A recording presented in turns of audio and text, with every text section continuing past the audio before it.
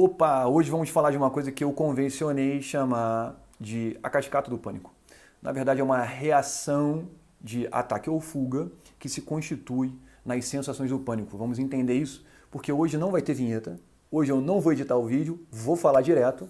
Esse vídeo vai ficar um pouco diferente, mas ele é tão importante quanto todos os outros. Bem, essa cascata, na verdade, é uma série de reações fisiológicas naturais do corpo, em que o seu cérebro ordena diante de uma ameaça iminente. Então, se olharmos para o coração, por exemplo, ele vai acelerar o batimento cardíaco para tentar ofertar mais sangue, mais oxigênio e nutrientes para os músculos, para o pulmão, para o cérebro. Ao mesmo tempo, acontece também uma vasodilatação. Os vasos da parte periférica do corpo, músculos, etc., se dilatam para receber mais sangue, oxigênio e nutrientes. Também acontece isso no pulmão e no cérebro. E assim você acelera seus pensamentos, melhorando o raciocínio, para poder fugir melhor ou atacar melhor. O pulmão também se dilata de forma que você receba mais oxigênio e aí você pode aumentar a velocidade respiratória. Existem outras coisas como a capacidade visual, ela pode ser simplesmente aumentada. Bem, tudo isso acontece em fração de segundos e diante de uma ameaça iminente. E qual é o problema disso tudo? É que não tem ameaça nenhuma. O seu cérebro acha que tem uma ameaça. Então ele descarrega essa reação em cascata, em segundos, milésimos de segundos. E você tem todas aquelas sensações horrorosas da síndrome do pânico e da crise do pânico em si. Esses estímulos podem ser desde pensamentos a memórias, como simplesmente um estímulo visual. Você viu algo e gera toda essa cascata. Você ouviu algo e gera toda essa cascata. Você sentiu um cheiro, tocou algo, qualquer coisa, o seu cérebro pode identificar como uma ameaça iminente. E como é que isso nasceu? Bem, a primeira vez que eu ouvi uma pessoa falar disso para mim foi uma psicóloga. Foi na terapia e ela falou para mim, olha, não se preocupa em tentar achar a razão dessa reação. Mas quando ela falou isso, eu já tinha um catatal de 300 folhas, porque eu tinha decidido analisar a minha vida em todos os pontos. E quando eu digo todos os pontos, são todos. Eu decidi analisar todos. Escrever desde quando eu tinha memória a respeito de tudo. Então eu separei pai, mãe, irmãos, lugar, namoradas, animais, todos os tipos de medo para tentar entender o que estava acontecendo com o meu corpo. E a primeira pessoa que falou, não importa isso, importa que você aprenda a lidar com isso, foi uma psicóloga. Isso é verdade. O mais importante é você aprender a lidar com isso. Porque essas memórias, elas podem ser muito antigas. E elas viraram, na verdade, o que é chamado de crença. Elas viraram uma crença em você, entendeu? Então você acredita naquilo. E aí a importância da terapia é fundamental, porque ela vai trabalhar em você a eliminação dessa crença. No meu caso, por exemplo, eu não sentia que... olha que interessante, eu esqueci de uma coisa. Você sente todas aquelas reações que eu falei diante de uma ameaça iminente. E não há ameaça.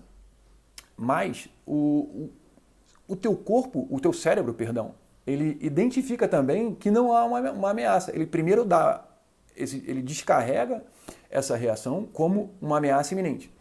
E depois ele mesmo vê, bem, não tem leão aqui. Não tem um leão, não tem um assaltante. Então, onde é que está a ameaça? Ele pode achar que a ameaça é interna, e aí você começa a achar que está tendo uma doença grave e fatal. Então, você pode achar que está tendo um infarto, você pode achar que está tendo um AVC, você pode achar que está tendo algo, porque o teu cérebro começa a achar que a ameaça agora pode ser interna. Isso é muito interessante, né? Mas voltando ao assunto lá da psicóloga, que me ensinou isso e foi fundamental. Olha, não importa muito você tentar entender de onde vem, onde nasceu isso. Importa que você aprenda a lidar com isso, aprenda a lidar com essas coisas, essas crenças que são geradoras dessa reação. E realmente deu muito certo. Deu 100% certo, na verdade. E no final eu acabei descobrindo, porque no meu caso eu não tinha medo de morrer, nem tinha medo de infartar, eu tinha a nítida sensação que eu ia convulsionar. Então eu cheguei a pensar que os neurologistas, porque eu fui a vários neurologistas, eu fiz diversos eletroencefalogramas, aquele negócio que, enfim, e nenhum deles indicava qualquer resquício de epilepsia ou convulsão. Eu chegava a achar que os médicos estavam me enganando nessa época. Eu pensava, cara, não é possível, não é possível, a sensação era tão real que eu desacreditava o exame e o médico. Então, a sensação que eu tinha era uma sensação nítida que eu ia convulsionar a qualquer momento.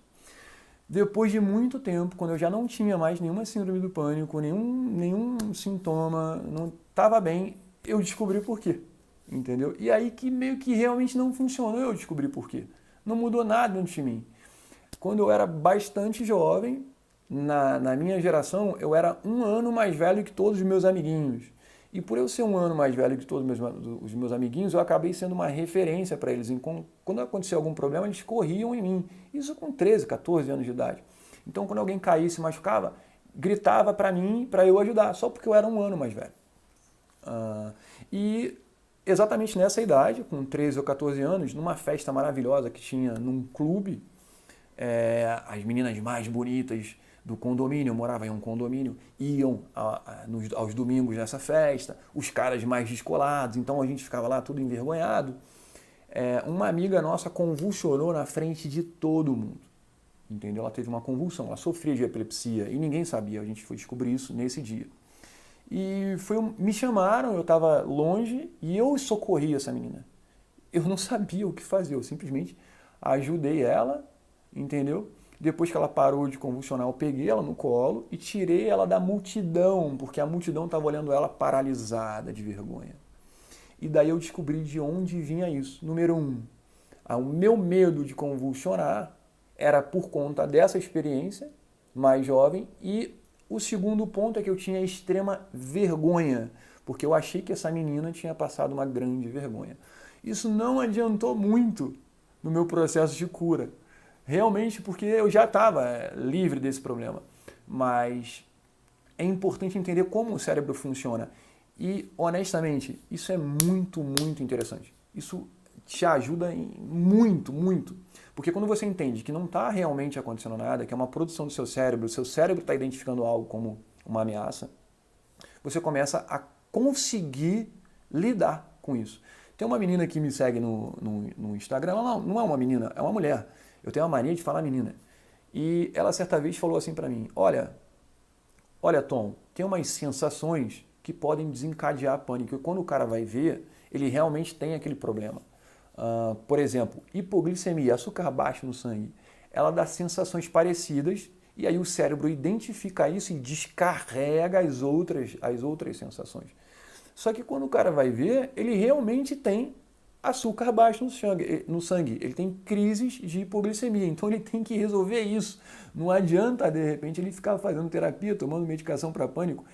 Agora ele vai ter que fazer isso, né? Mas a razão real é realmente uma redução do açúcar no sangue abruptamente, que acontece em algumas pessoas. Que, enfim, ou se alimentam mal, ou tem N razões. Isso é muito importante. Viu, Gina? Muito obrigado por esse toque. Lembrei de você. O que mais eu tenho para falar? Bem, essa questão ela é extremamente interessante, como eu disse agora há pouco, porque você passa a entender que é uma reação do seu cérebro, que aquilo de fato não está acontecendo, e que até mesmo a segunda fase, que é uma interpretação que algo pode estar acontecendo dentro de você, também é uma produção do seu cérebro. E aí você começa, de repente, a poder trabalhar com isso sempre na terapia. A terapia vai te ajudar a lidar com essas crenças. Então, quem está afim de descobrir qual é a razão, olha, realmente é perda de tempo, é bastante perda de tempo. Porque essa razão pode ter acontecido há 30 anos atrás, há 20 anos atrás, pode ter acontecido quando você era criança e já não importa mais. O importante é aprender a lidar com ela. Bem, nos vídeos passados eu falei de inibidores seletivos da recaptação de serotonina, que são os antidepressivos de escolha no tratamento de síndrome do pânico. Também falei de benzodiazepínicos, que são os chamados calmantes, que também são usados para as crises de pânico. E agora eu falei como acontece o pânico no seu cérebro e no seu corpo. Nos próximos vídeos eu vou melhorar algumas coisas. E eu percebi que melhorou a interação entre eu e vocês. Ou seja, as pessoas estão perdendo um pouco a vergonha de falar a respeito. Isso é fundamental. Então eu espero que vocês comentem esse vídeo. Dessa vez eu não vou escrever nada aqui embaixo. Não vou botar nem se inscreva, mas eu vou pedir. Se inscreve no canal. É importante que você se inscreva no canal. Eu pedi e-mail para as pessoas. Eu não quero vender nada, né, tá bom? Porque tá uma onda gigantesca, uma coisa pavorosa de gente querendo pegar seus e-mails para ficar te mandando coisa para vender. Eu não tenho esse interesse. Eu realmente tinha interesse de pegar o e-mail para formar um grupo e fazer lives com esse grupo. Se você tem interesse de mandar e-mail, pode mandar. O meu e-mail é tomdoutor@gmail.com.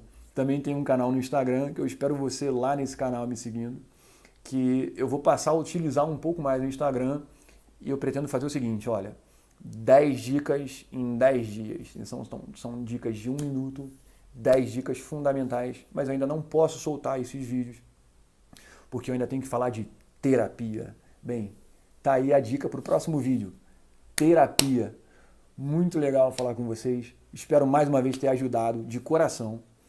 Quem está vendo esse vídeo pela primeira vez, olha os outros vídeos, porque há uma conexão entre todos eles. E obrigado por tudo. Eu sou muito grato por todos que assistem. Não estou preocupado, já falei 20 vezes isso. Não quero ser youtuber, eu quero ajudar. Eu sou médico e estou disposto a dividir meu conhecimento de maneira bem simples, para que todos entendam. Às vezes a comunicação é que gera todo o problema. Uma falha de comunicação pode gerar um transtorno horrível para as pessoas. Então a minha intenção é essa, ajudar, sendo o mais claro possível. Me alonguei nesse vídeo, fui um pouco prolixo, mas de novo, obrigado por tudo. Assistam os outros vídeos se tiverem interesse. Se inscrevam no canal também se tiverem interesse. E a gente se vê na próxima quinta-feira. Um abraço!